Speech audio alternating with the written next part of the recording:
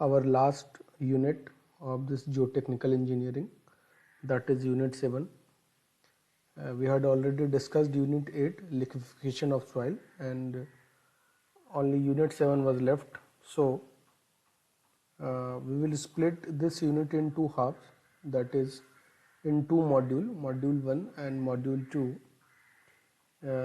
In module 1 we will see what is soil investigation, what are the different types of subsoil exploration, and in module 2 we will see what are the different type of samples, disturbed and undisturbed samples, what are the field identification tests, and what are the what are the usage of SPT values. So now we'll start our discussion in this unit, that is soil investigation and soil exploration. First we will define what is soil investigation or exploration. Now understand, soil exploration is from two words, has been derived from two words. Soil is soil and the next word is exploration. So दो शब्दों से बना है soil और exploration. Explore मतलब होता है किसी चीज़ को ढूंढना, किसी चीज़ की सर्च करना.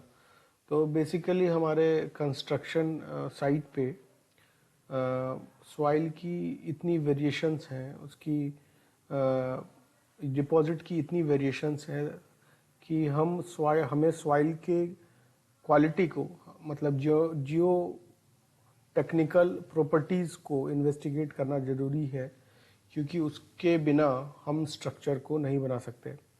जैसे कि आप when you are on any operation, तो आपको उस ऑपरेशन से पहले आपकी प्रॉपर टेस्टिंग होती है. जैसे for a military person, he has to undergo the written test, then the physical test, then thereafter he is finally inducted in the army services or the military services.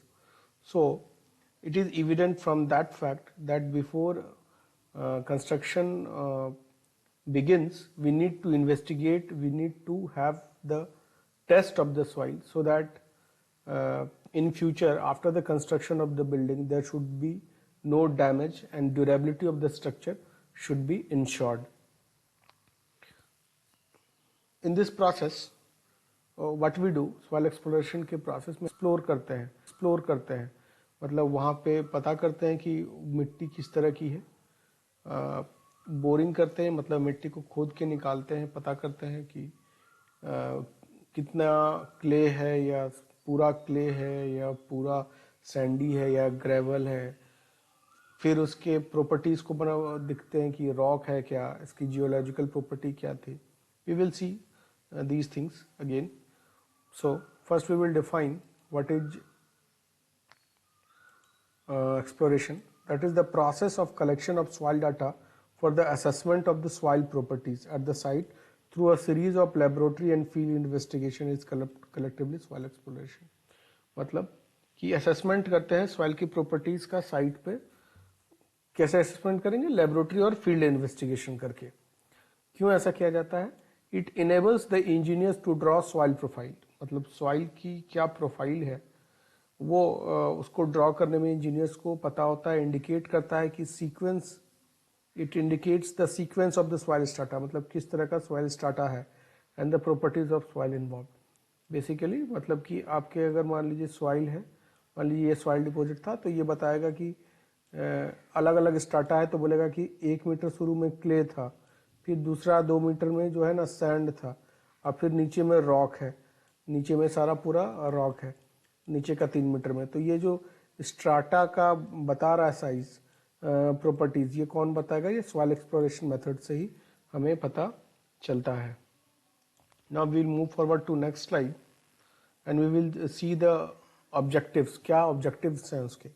तो basically इसके कोई भी चीज़ काम करने से पहले एक ऑब्जेक्टिव सेटअप होता है कि क्या ऑब्जेक्टिव है. तो उसके ऑब्जेक्टिव कुछ हमारे प्री डिफाइंड होंगे, मतलब जो ऑब्जेक्टिव है वही हमारा एम भी होता है सॉइल एक्सप्लोरेशन का।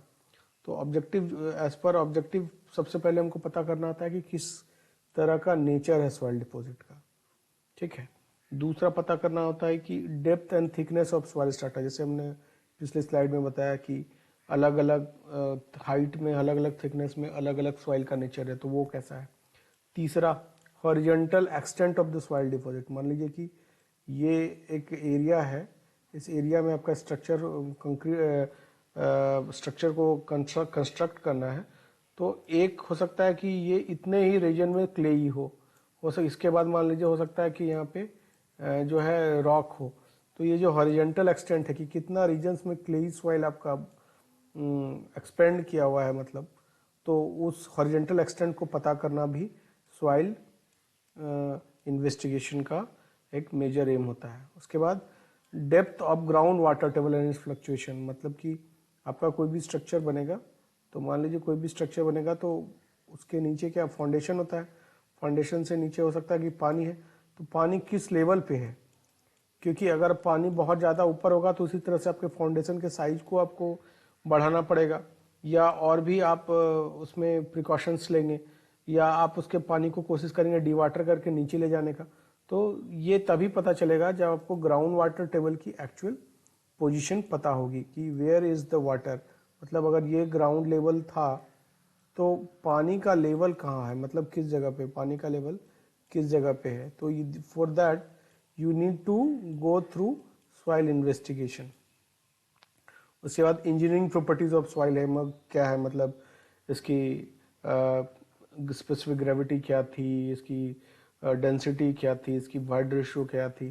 तो ये these all will come under, मतलब मैंने 3-4 बताए, सारे जितने आपने इंजीनियरिंग प्रॉपर्टीज पढ़े सारे इंजीनियरिंग प्रॉपर्टीज वो इसमें आ जाएगा। इन सीटू सॉइल प्रॉपर्टीज, मतलब इन सीटू कहने का मतलब है साइट पर जो सॉइल है, मतलब साइट पर और जो सॉइल साइट पर जो सॉइल है उसकी अलग से और क्या प्रॉपर्टीज है। तो this was the major aim, मतलब ये सारे मेजर एम थे जो कि soil investigation, that's why we conduct soil investigation, इसी वजह से हम सॉइल इन्वेस्टिगेशन कंडक्ट करते हैं। और दूसरा में कि collection of soil and rock sample, और कौन कौन तरह का सॉइल है। मान लीजिए हम आपका ये सॉइल प्रोफाइल है, तो किस किस तरह का रॉक है, किस किस तरह का सॉइल है, उसको आपको कलेक्ट करना है, मतलब कलेक्ट करके उसको रखना है। तो उसके लिए कलेक्ट करने के लिए तो आपको बोरिंग करना पड़ेगा, या तो आपको गड्ढा करना पड़ेगा, तभी आप कलेक्ट कर पाएंगे। तो ये जो कलेक्शन है ये भी उसका मेन एम होता है। Now we'll move forward to our next slide and understand in detail कि और डिटेल में हम लोग का क्या काम होता है, कि हमारा क्या एम होता है सॉइल इन्वेस्टिगेशन का, क्या, या आप बोल दीजिए कि क्या काम है, क्या मकसद है। तो हमने जैसे डिस्कस किया कि सॉइल और रॉक प्रोफाइल को पता करना। दूसरा हमने ये पता किया कि जियोलॉजिकल फीचर्स रीजन्स को पता करना, मतलब जो सब सरफेस कंडीशन है, जो सरफेस के नीचे क्या जियोलॉजिकल फीचर्स है, या ऐसा तो नहीं है कि जो सॉइल बना है वो मॉल्टन लावा से बना हुआ है, या सेडिमेंट्री सॉक है, या रिसेंट फील्ड से बना है। तो यही जियोलॉजिकल फीचर्स है रीजन का। फिर क्या, position variation ground water table, अभी हमने आपको डिस्कस किया। फिर है physical properties of soil and rock, क्या उसकी फिजिकल प्रॉपर्टीज है। फिर है कॉन्टामिनेशन, मतलब ऐसा तो नहीं कि कोई कॉन्टामिनेशन है सॉइल यहाँ के डिपॉजिट में, या कुछ तरह का मिनरल या और कोई सब्सटेंस यहाँ के सॉइल में प्रीडोमिनेंट फॉर्म में पाया जा रहा है। फिर general data of adjacent structures, मतलब कि एडजेसेंट स्ट्रक्चर्स मतलब आसपास के एरिया के जनरल डाटा, जैसे कि हाइड्रोलॉजिकल डाटा, मतलब कितनी रेनफॉल होती है, कितना डिस्चार्ज होता है, कितना रन ऑफ होता है। टोपोग्राफी, मतलब किस तरह का है, ये हिली है, प्लेन है, रोलिंग कंडीशन है। सॉइल की मैप। और सिस्मिसिटी, मतलब ये इसमें अर्थक्वेक आने का कितना चांसेस है, यहाँ क्या पहले अर्थक्वेक आ चुका है, कितने इंटेंस रिक्टर स्केल पे इसकी इंटेंसिटी थी। तो these things you have to find and you have to put all these point in your report, soil investigation report, जो कि किसी भी कंस्ट्रक्शन के पहले किया जाता है। And the last is engineering properties of the soil that we have already discuss. तो इंजीनियरिंग प्रॉपर्टीज तो बेसिक चीज है ही, जो हमने पहले ही डिस्कस कर लिया। Now will move forward to our next slide.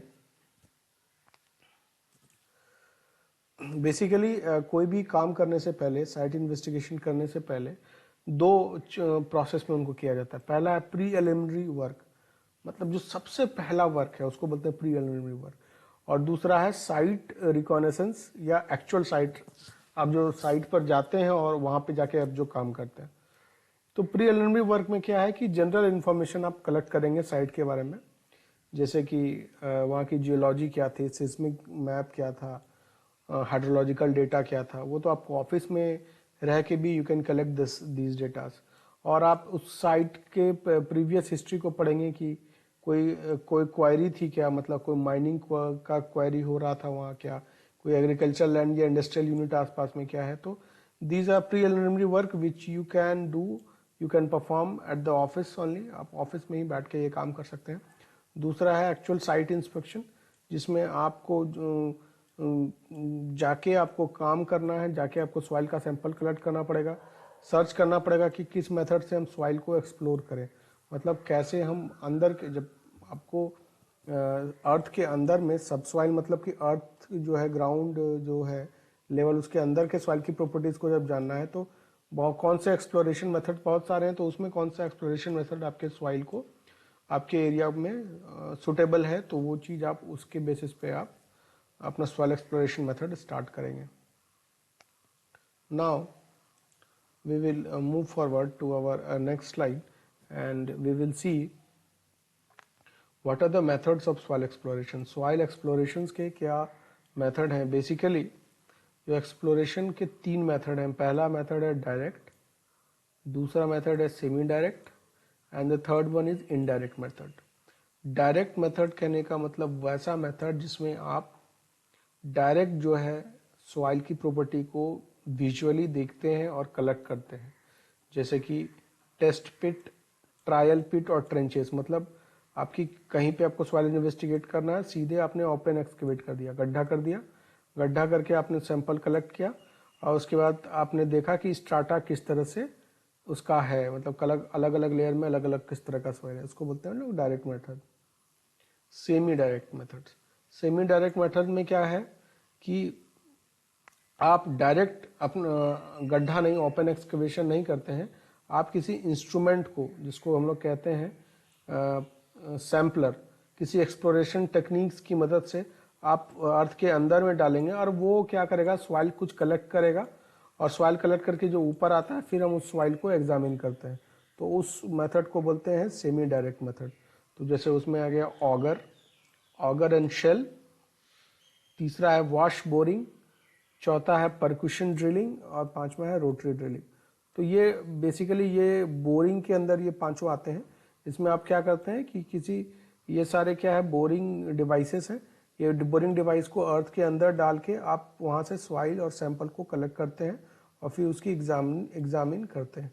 तो this method is known as semi direct. Now the last one is indirect method. In the indirect method आप ना ही डायरेक्ट गड्ढा करके पता करते हैं जैसे कि डायरेक्ट मेथड में कर रहे थे, ना ही आप किसी सैंपल को अंदर डाल के सैंपलर को अंदर डाल के सॉइल निकालते हैं। इनडायरेक्ट मेथड में आप क्या करते हैं, कोई और टेक्निक यूज करते हैं जिसके थ्रू आपको ग्राउंड के अंदर क्या सॉइल है उसकी प्रॉपर्टी पता चल जाए। जैसे कि जो इनडायरेक्ट मेथड है उसके बहुत सारे मेथड्स हैं, उसमें जो पॉपुलर मेथड है वो है एक है जियोफिजिकल मेथड, दूसरा है सिस्मिक रिफ्रैक्शन मेथड और तीसरा है इलेक्ट्रिकल रेजिस्टिविटी मेथड। मतलब ये अलग अलग मेथड्स में, मतलब ये साइंटिफिक बेस्ड है कि करंट के चेंज होने से, वोल्टेज चेंज होने से सॉइल के प्रोफाइल को बताता है, वो इलेक्ट्रिकल रेजिस्टिविटी बताता है। सॉइल में रिफ्रैक्शन की चेंजिंग होने के कारण वो बताता है कि आपका स्ट्राटा का क्या चेंजिंग है, वो सिस्मिक रिफ्रैक्शन मेथड बताता है। तो these are the methods which use these concept, और इसमें आपको डायरेक्टली सॉइल को एक्सप्लोर करने की ज़रूरत नहीं है। हम कुछ साइंटिफिक प्रिंसिपल, साइंटिफिक फिनोमेना पे बेस्ड होके we do conduct some test और वो हमें सॉइल के बारे में बताएगा। बट इनडायरेक्ट टेस्ट में जो है आप बेसिकली जो सारी प्रॉपर्टीज़ हैं उस सॉइल को आप नहीं बता सकते, वो आपका नहीं निकल सकता है। तो वो जो है वो आपका सेमी डायरेक्ट टेस्ट और डायरेक्ट टेस्ट में ही आपकी इंजीनियरिंग प्रॉपर्टीज़ जो सॉइल की है वो आपको बेसिकली पता होगी। इसमें ये जरूर बता देता है कि आपका किस तरह का सॉइल का स्ट्राटा है, लेकिन स्ट्राटा में क्या क्या इंजीनियरिंग प्रॉपर्टीज़ है वो इनडायरेक्ट मेथड्स नहीं बता सकता है। Now we will move forward to our next slide in which we will see the first जो आपका ये डायरेक्ट टेस्ट था, टेस्ट पिट या ओपन एक्सकवेशन। इस मेथड में क्या करते हैं, आप 3 मीटर तक गड्ढा कर देते हैं, सीधे 3 मीटर तक गड्ढा कर देते हैं। उसके बाद आप 3 मीटर तक गड्ढा करके इसका सैंपल भी कलेक्ट कर लेते हैं और उसके बाद स्ट्राटा भी चेक कर लेते हैं कि 3 मीटर में अलग अलग डेप्थ पे कौन कौन तरह का मिट्टी बना हुआ था। ठीक है, ये अनइकोनॉमिकल होता है ज़्यादा डेप्थ के लिए। अब ज़्यादा डेप्थ करना है तो आप टेस्ट पिट एक्सकवेट नहीं कर सकते क्योंकि वो महंगा होता है। और इस पे भी डिपेंड करता है कि अगर मिट्टी आपका कोहेसिव नहीं है तो गड्ढा किया तो हो सकता है कि वो गिर जाएगा और वो कोलैप्स हो जाएगा, तो वहाँ पे भी आपका टेस्ट पिट काम नहीं करेगा। दूसरा ये भी प्रॉब्लम हो सकता है कि नीचे अगर बहुत पानी है तो जैसे आप ओपन एक्सकवेशन किए, पानी जो आके आपका भर गया, ग्राउंड वाटर टेबल भर गया। जब ग्राउंड वाटर टेबल भर जाएगा तो आप इन्वेस्टिगेट नहीं कर पाइएगा। ठीक है, ये actually in this method soil are investigated in natural condition. Natural condition में सॉइल को इन्वेस्टिगेट आप करते हैं and the soil samples are collected for determine strength. और सॉइल सैंपल जो यहाँ से कलेक्ट होता है वो आपको उससे आप इसकी इंजीनियरिंग प्रॉपर्टीज़ और फिजिकल प्रॉपर्टीज़ को निकालते हैं। Now we will move forward to our next slide and we will see an image of test pit. अब देखिए, मान लीजिए एक साइट पे उन्होंने टेस्ट पिट किया था, गड्ढा किया था। गड्ढा करने के बाद उन्होंने ये देखिए मैनुअली उन्होंने गड्ढा किया था, उसमें लेयर वाइज निकला 1 2 3 4। उन्होंने देखा कि स्ट्राटा किया तो फर्स्ट लेयर बोला उसमें क्ले है, दूसरा लेयर बोला उसमें सैंड है, इसमें बोला कि क्लीन सैंड था और इसमें सैंडी ग्रेवल है। तो ये 4 उन्होंने बोला कि स्ट्राटा देखने से भी मिल रहा है, सैंपल भी कलेक्ट कर लिया और ये स्ट्राटा का इन्फॉर्मेशन भी इनको मिल गया। तो this was the test pit और it is a type of open excavation, मतलब सीधा खुदाई कर लिया आप। ठीक है, now we will move forward to our next slide and we will see कि what are the other type of soil exploration. दोस्तों, ये जो बोरिंग था ये सेमी डायरेक्ट मेथड था। डायरेक्ट मेथड में आपका टेस्ट पिट और ओपन एक्सप्लोरेशन था। जो बोरिंग मेथड है is the type of semi direct method. Boring क्या प्रोसेस है, actually drilling a hole into the soil strata up to specified depth. मतलब एक ऐसा प्रोसेस जिसमें आप एक होल करते हैं, कहाँ पे करते हैं, सॉइल स्ट्राटा में, up to the required depth, मतलब जितना रिक्वायर्ड डेप्थ है वहां तक आप होल करते हैं, उसको क्या कहते हैं आप, बोरिंग। उसको क्या कहते हैं आप, बोरिंग। ठीक है, और हमने ये डिस्कस किया भी था कितने तरह के बोरिंग प्रोसेस होते हैं। तो first process is auger boring, the second one is auger and shell boring, the third one is wash boring, the fourth one is percussion drilling, and the fifth one is rotary drilling. We will try to understand these all type of boring or drilling methods one by one. हम पहले उनकी methodology समझेंगे कि वो किस तरह से काम करते हैं, फिर एक simple sketch से we will understand कि what are the different components of these drilling devices or drilling equipments. Now we'll move to our next slide.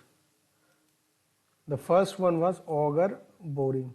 You can see this is auger boring. ये boring auger लगे हुए हैं, ये helical shaped के हैं और ये अंदर जा रहा है और फिर मिट्टी जो है आपका बाहर आ रहा है। ये ड्रिल होके धीरे धीरे धीरे और ये अंदर जाते रहता है। Now understand that कि this was one of the simplest type of boring. ये बहुत ही सिंपलेस्ट टाइप ऑफ बोरिंग है। बेसिकली इट इज मेज यूज फॉर सॉफ्ट सॉइल, ये सॉफ्ट सॉइल के लिए यूज होता है। ठीक है, ये पावर ड्रिवन भी हो सकता है कि जैसे कि ये डीजल वाला ये पावर ड्रिवन था, this can be power driven and this can be hand operated also, मतलब ये हाथ से भी ऑपरेट आप कर सकते हैं। ठीक है, द थर्ड वन इज कि इसमें और एडवांसमेंट हो गया है, bye simultaneous rotating and presenting it in the soil. मतलब अगर ये रोटेट और उसको प्रेस दोनों, मतलब कि एक तो ये प्रेस हो रहा है और फिर ये रोटेट भी हो रहा है ताकि और जल्दी ये अंदर जा सके। तो इसमें ये एडवांसमेंट भी हो गया है इस तरह के ऑगर में, ठीक है। बेसिकली ये यूज होता है dry and use for dry and unsupported bore holes के लिए। बोर होल्स मतलब वैसा होल जहाँ पे आप बोरिंग करते हैं, they are known as bore holes. When the auger gets filled with the soil it is taken out.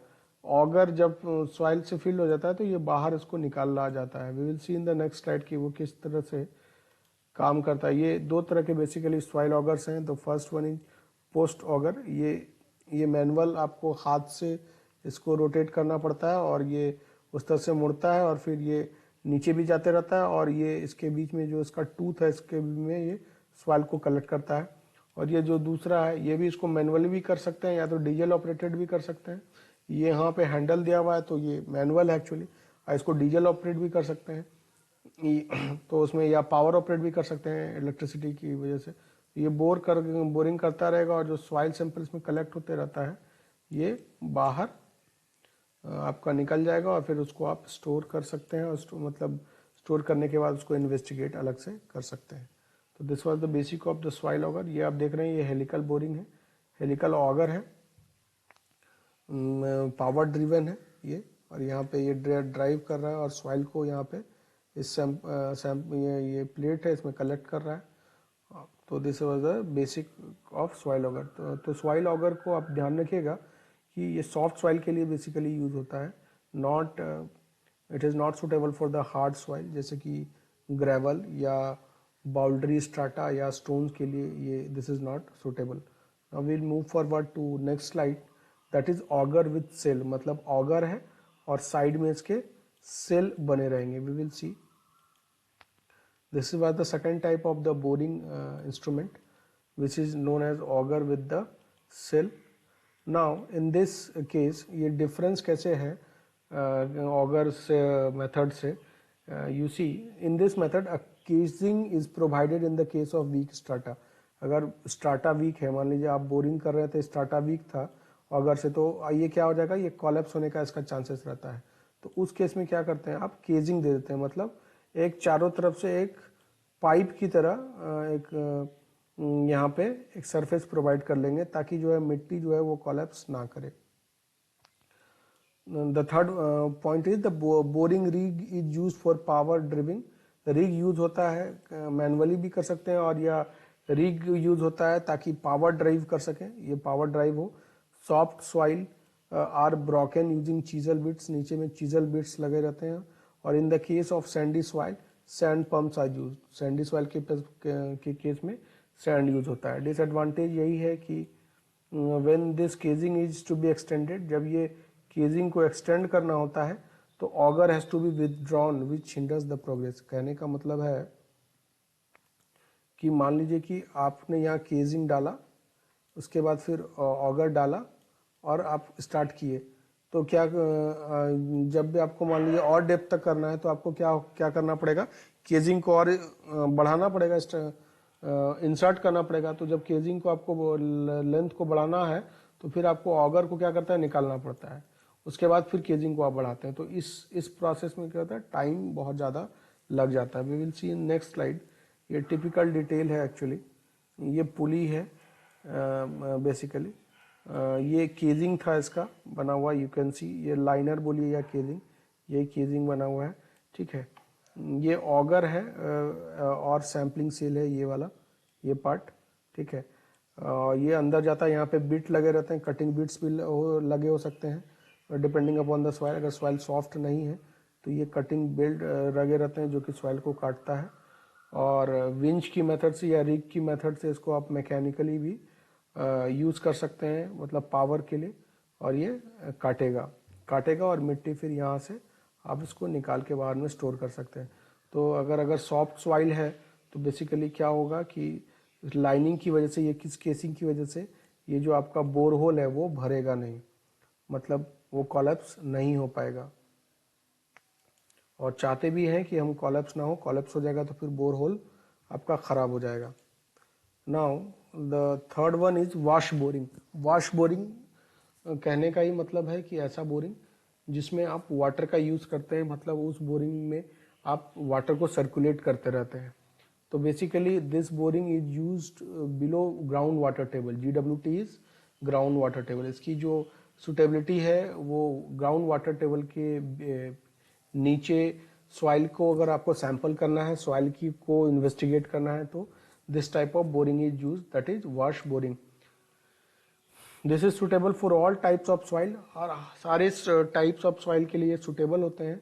Basically gravel and boulders, जो ग्रेवल है और बाउल्डर है उस तरह के सॉइल के लिए भी ये वॉश बोरिंग सुटेबल है। सॉरी, उस टाइप के सॉइल के लिए सुटेबल नहीं है, क्योंकि वॉश बोरिंग में टूथ प्रेशर उतना डेवलप नहीं हो पाता है। तो एक्सेप्ट ग्रेवल एंड बाउल्डर को छोड़कर और सारे सॉइल के केस में ये वॉश बोरिंग सुटेबल है, क्योंकि दे आर वेरी हार्ड। तो जब ये बहुत हार्ड हो जाता है तो इनके लिए अलग से हम लोग बोरिंग मेथड यूज करते हैं ग्रेवल और बॉर्डर्स के लिए। जिस दो तरह के बॉर्डर होते हैं, एक होता है परकुशन बोरिंग, और एक होता है रोटरी बोरिंग। जो एक्चुअली हार्ड रॉक्स और स्टोन्स के लिए रोटरी बोरिंग यूज होता है, और ग्रेवल एंड बॉर्डर के लिए परकुशन बोरिंग को यूज करते हैं। We will see in our coming slide कि कैसे कैसे अलग अलग सॉइल के लिए अलग अलग तरह के बोरिंग मेथड्स और मेथडोलॉजी हम लोग यूज करते हैं। Now we will see the technique, किस तरह से वॉश बोरिंग का काम किया जाता है।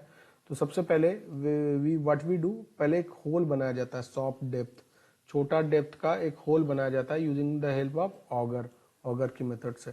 फिर इंस्टॉल किया जाता है, क्या इंस्टॉल किया जाता है, केजिंग पाइप, मतलब जो चारों तरफ का लाइनर है पाइप, उसको इंस्टॉल किया जाता है। या तो आप इसको मैनुअली कर सकते हैं, या तो आप पावर की सहायता मदद ले सकते हैं। फिर क्या करते हैं, आप इंस्टॉल करते हैं tripod, pulley and winch. We will show in the next slide कि किस तरह से इसकी अरेंजमेंट है। इंस्टॉल करते हैं ट्राइपॉड, पुली एंड विंच। उसके बाद क्या करते हैं, फोर्थ में आप हॉरो ड्रिल बिट को हॉरो ड्रिल रॉड में कनेक्ट करके रोप से पास कराते हुए, जो कि रोप किससे पास कर रहा है, पुली से पास कराता है।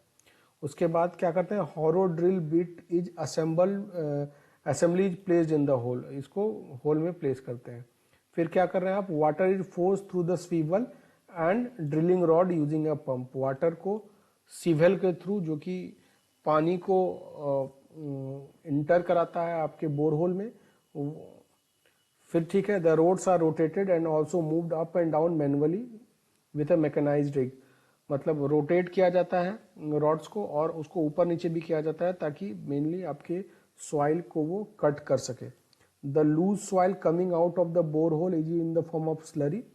ये स्लरी के फॉर्म में आता है, क्योंकि पानी जो है आप रेगुलरली सप्लाई कर रहे हैं बोर होल में, तो जो लूज सॉइल है वो आपके लाइनर के, जो एन्यूलर स्पेस है रॉड और लाइनर के बीच में जो स्पेस है, उसके स्पेस से धीरे धीरे वो लूज सॉइल पानी के फॉर्म में, स्लरी के फॉर्म में ऊपर आएगा। ठीक है, जो लूज सॉइल बाहर आता है उसको एक हम टैंक में इसको रखते हैं। The suspension is led into a settling tank, जहाँ सॉइल पार्टिकल सेटल होता है और बाद में इसकी इन्वेस्टिगेशन होती है।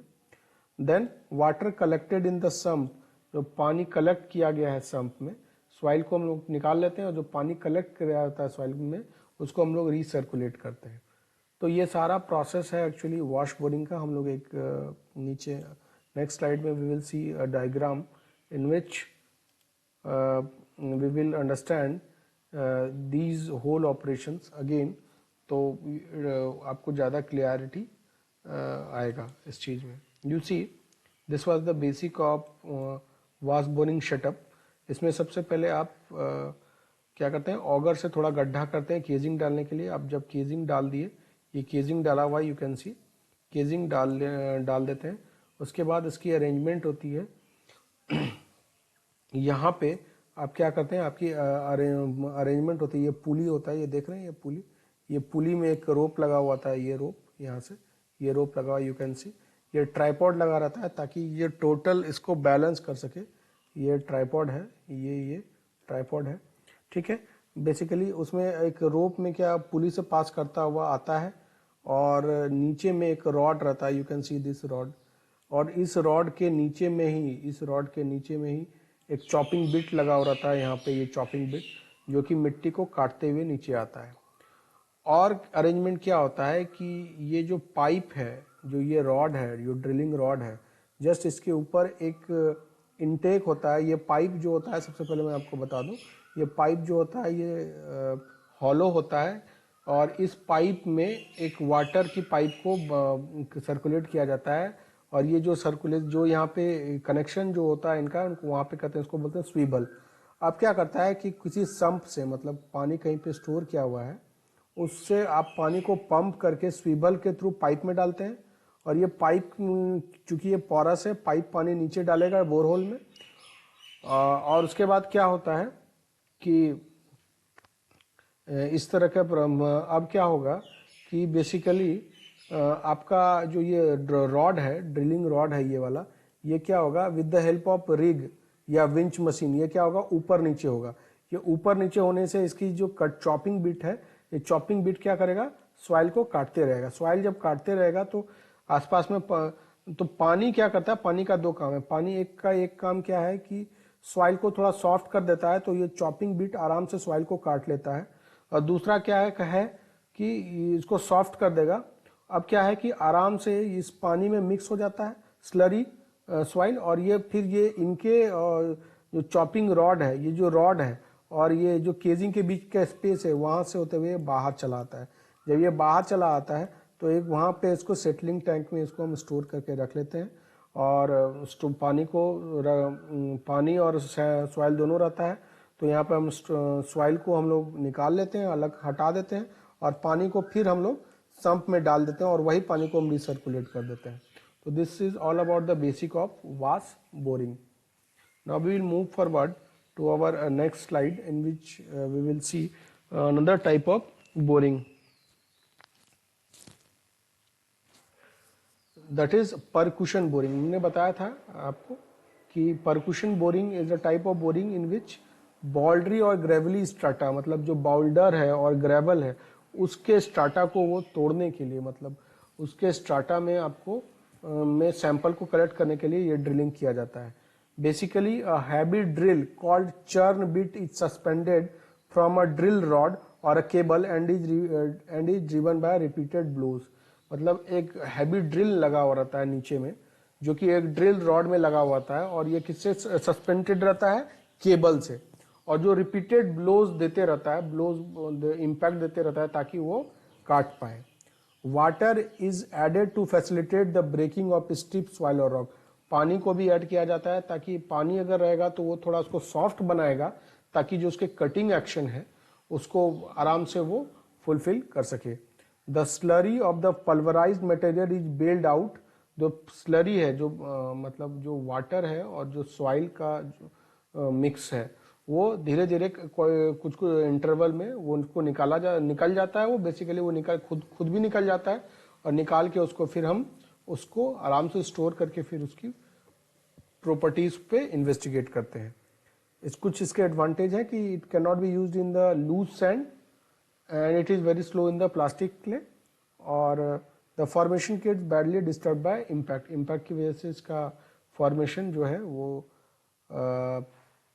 खराब हो सकता है, क्योंकि बहुत ये हैवी होता है और काफ़ी इम्पैक्ट एनर्जी इसको चाहिए, क्योंकि अब इसको बहुत बाउल्डर और जो है ग्रेवल को तोड़ना है तो इसमें पावर रिक्वायरमेंट की ज़रूरत भी बहुत ज़्यादा होती है। We will see. तो this is common setup for percussion drilling. आप देखिए ये व्हील बोलिए या पुली बोलिए, यहाँ पे उसको एक रोप से या ड्रिलिंग रॉड से कनेक्ट किया हुआ है। किसको, ये आपका जो है ये हैमर है और ये यहाँ पे इसमें इसका कटिंग एज रहता है और ये उसका केसिंग है। ये बाहर में इसका ये केजिंग बना हुआ है, ठीक है। ये सैंपल कलेक्शन करने के लिए ये जगह बना हुआ है, यहाँ आप देख रहे हैं, यहाँ पे सॉइल के सैंपल को ये कलेक्ट करेगा, ये भी हो सकता है। और आप पानी को भी सर्कुलेट कर पा रहे हैं ताकि आराम से थोड़ा सॉइल जो है सॉफ्ट हो। आप विंच की केबल मदद से या पावर यूनिट की मदद से इसको ऊपर नीचे कर सकते हैं, ऊपर नीचे, ताकि जो है ये धीरे धीरे कर नीचे चलता जाए और काटते जाए मिट्टी को। तो this was the basic of percussion drilling.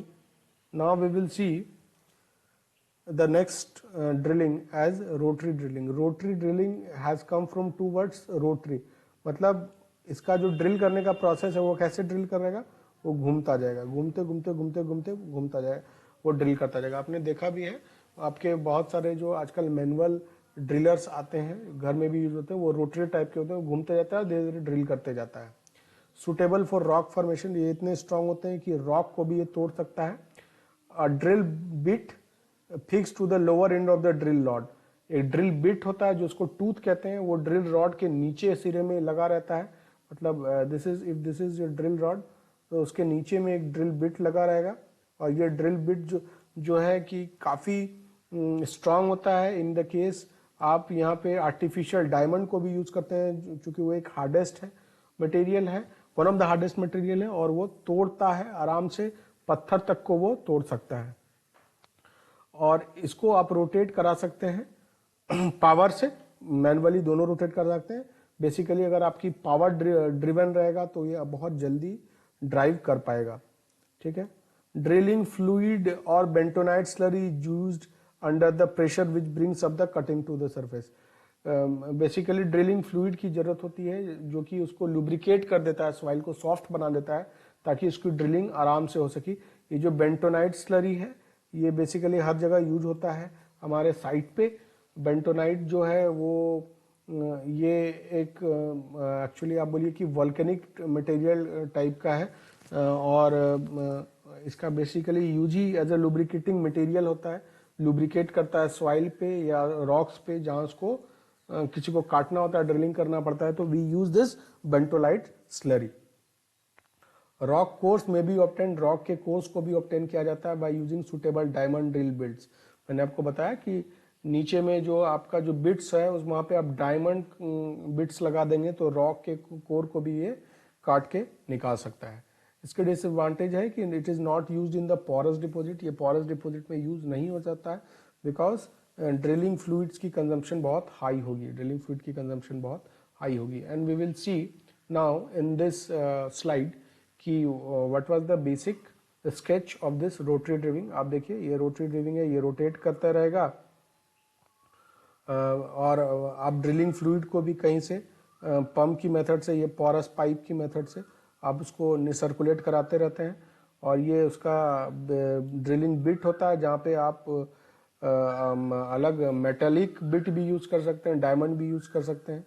तो बेसिकली ये रोटेट करते रहता है, रोटेट करने के साथ ये जो मिट्टी को या रॉक को या बोल्डर ग्रेवल को तोड़ के निकालते रहता है। अब क्या होगा, ये आराम से जो स्लरी बनेगा वो निकलेगा, स्लरी निकलने के बाद ये सेटलिंग पिट में जाएगा, सेटलिंग पिट में सॉइल जमा हो जाएगा, और जो पानी आ जाता है उसको सम्प में ट्रांसफर कर देते हैं, और फिर ये पानी को आप रिसर्कुलेट कर सकते हैं।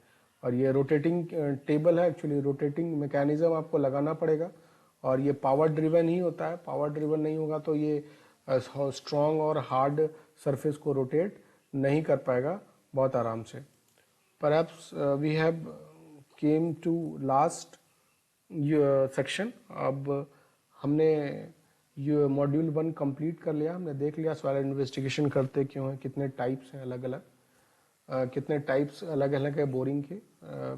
Very shortly we will have module 2, and in after module 2 our course will be almost finished, so तब तक आप पढ़ाई करते रहिए। you have actually noted this lesson before, आप अपने बुक को रेफरेंस कर सकते हैं, NPT lectures are available there. तब तक आप पढ़ाई करते रहिए। Will meet very soon in our next video lecture. Thank you very much.